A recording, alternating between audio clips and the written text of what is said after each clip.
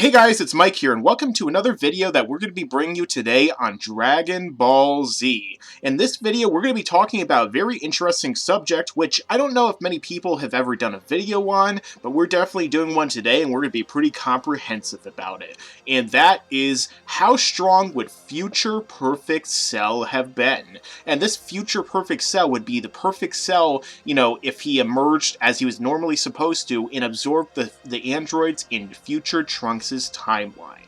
But before we get into this, I'm going to introduce my special guest for this segment, and his name is Dragon Ball Nation. How's it going, guys? It's pretty good, I guess. But yeah, so essentially to start this off with, I'm going to throw it over to Josh from Hey Guys, and he'll tell you guys his thoughts on this. Well, for future Perfect Cell, the real thing that I would think of is that the major factor is that Cell would have an extremely considerable less amount of humans to absorb, which was a great help to his incredible strength in his first, his imperfect stage. So he's not going to have that gigantic sustenance of humans to drain from. There's going to be humans there, but it's going to be a lot less of those. And the second thing I would really look at is how the absorption of androids 17 and 18 are designed within cells, because we don't know the specifics of it. But if I had to imagine, if he's designed to absorb those androids, we know that the ones from the present time are a little bit different. They were stated to be a little bit stronger. They probably have some other little quirks. They obviously weren't as ruthless.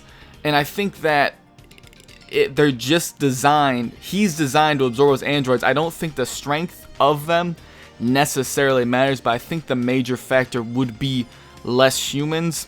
Unless maybe the absorption's like, okay, it doesn't matter how strong Imperfect Cell is, he's going to get to this strength as Semi-Perfect Cell, no matter what, as long as he absorbs, 17 or 18. Yeah. Same going for his perfect form. We don't know how all that goes, but I feel like if his imperfect stage is weaker, his semi-perfect stage is going to be weaker as well as his perfect. But I don't think the strength of the androids he absorbed is going to necessarily matter towards that, because those transformations are triggered just by absorbing 17 or 18 regardless of their strength. It's a lot of confusing stuff there. Yeah, I mean, that's certainly something to say. I mean, he definitely would have a vastly less amount of people in the world to absorb, because obviously the androids had gone from civilization to civilization, destroying and killing everything in sight. I mean, this is, Skynet in the Dragon Ball Z universe. So, obviously in this case, Perfect Cell, or semi-perfect, or imperfect, I guess, would be much weaker in this initial form, because the fact that he was able to absorb entire cities full of people in the main timeline, whereas in this one, he would absorb like hundreds, maybe thousands, as opposed to millions, or whatever was in Dragon Ball at the time. So, I mean, to me, I feel like he would have to be initially weaker. But again, yeah, it definitely comes down to, in that case, is it necessarily strength from the androids that brings him up to a certain strength? There is a line of, I think it was 16, I can't believe there was that much energy inside 18 to make him this strong, when he was talking about Perfect Cell. So it makes me wonder if it's like their power overall is added to his, or if it's something more different. And like, it's kind of that thing with, Piccolo as the Nameless Namekian too. Like, when he absorbs Kami, was he necessarily stronger in that case because Piccolo was himself stronger from all the training? Or did he bring himself up to a maximum power that he initially had? I feel him as being stronger at that case. And the only reason I feel like maybe there is a strength thing that kind of fuels this also transformation is because, for example, when Cell had lost 18 after he was fighting Gohan, and he blew himself up, when he came back and completely regenerated, he was perfect again in his perfect form, or as we call him, super perfect, because he says he was now more perfect. And somehow he transitioned from that second form to his maximum super perfect form without 18 involved, and 17 was dead at that point too, I would assume. So it seemed like he kind of went there just on his own. So I kind of wonder if it has to do with power, because he also said to Piccolo, if I absorb you, you'll help to fuel my transformation. So I kind of wonder if it is power in general, or if it is some sort of just biological mechanism that allows him to transition and transform into that specific state. Yeah, it's all really confusing, and I mean, obviously, it's really speculative what we have here, because we don't know a lot about Cell's design from what Gero had in mind, really. So it does beg the question on whether or not it is strength or if it is about the design, and we really don't know. But obviously, he's going to be considerably weaker. Yeah. At least in its imperfect state. Like I said before, we don't know if the strength of his imperfect form affects his semi-perfect or perfect forms. We're not sure of that. I would think the most likely scenario will be that it does affect it. Yeah.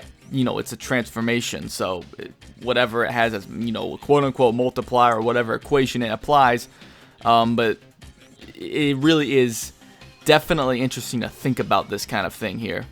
Another question, of course, would be, in that case, if he's weaker, who does he stack up against?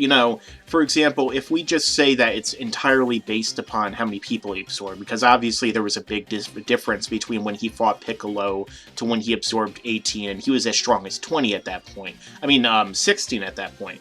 So one has to wonder, would he still be, stronger than Goku at that point in time? Would he still be stronger than, everyone up to that point in time? Or would he, as his perfect form, be able to be beaten by main timeline Goku? Do you think that it would actually make that big of a difference, or do you think it would just, he would still pretty much have the victory there?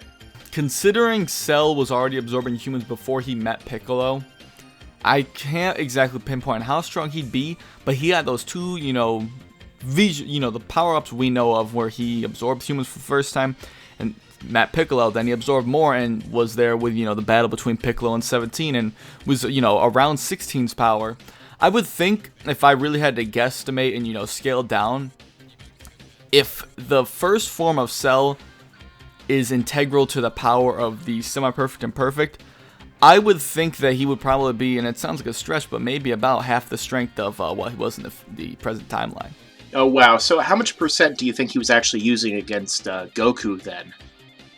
I've always estimated around 50% as a safe bet. It's hard to say, though, because we know that Cell, when Gohan was beating the crap out of him, really, yeah, Cell powered up 2 or 3 times, and everyone was completely shocked about how much power he really was holding back. Even Goku knew Cell was holding back, but not to that immense extent. So I think, maybe 40 to 50% of his power was being reserved.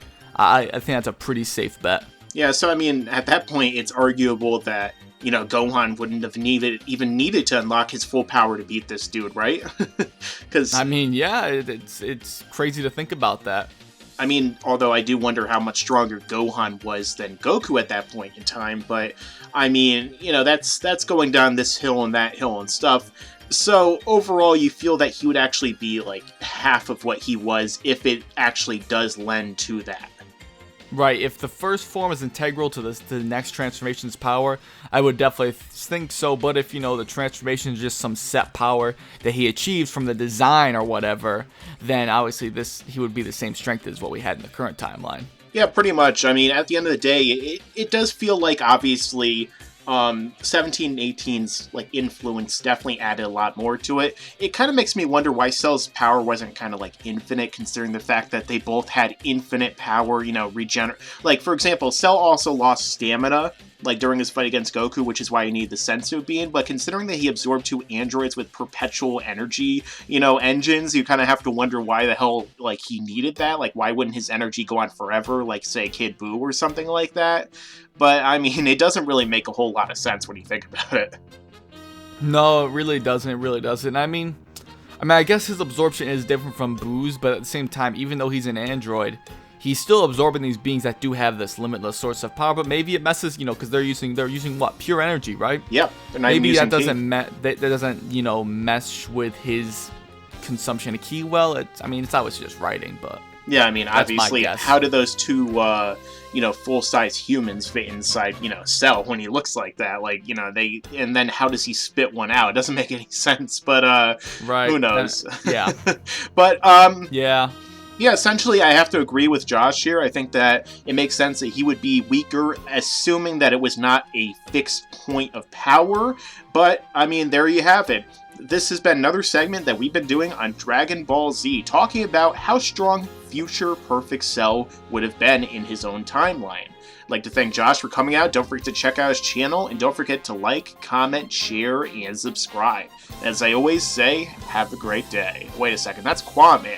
As I always say, stick around, because there's a lot more to come in the future.